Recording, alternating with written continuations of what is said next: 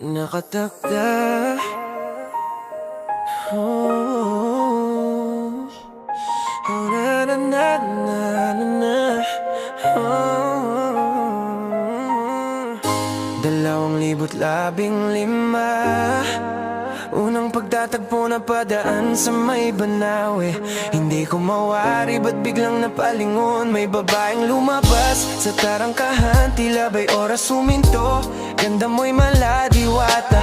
Ako'y nagulat nang biglang sambitin ng aking kasama. Ang iyong pagkakilalan sa palayaw na check-check. Ika'y nagmamadali kaya't hindi na napakilala.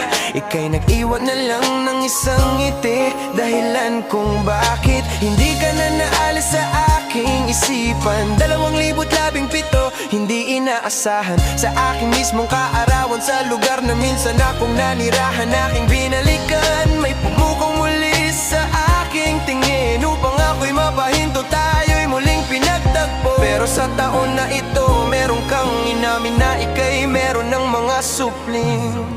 Ngunit ika'y iniwan ng dati. Nung minahal ako sa'yo'y lumapit.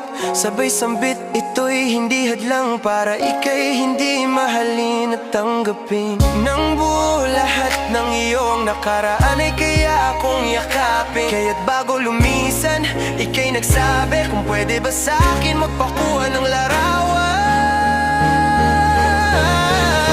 2024,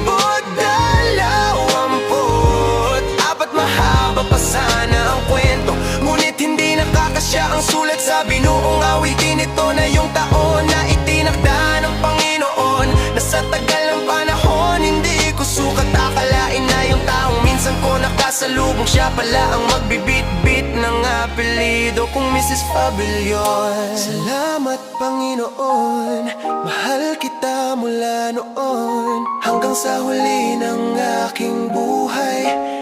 Kaya't salamat Ama, kaya't salamat Ama.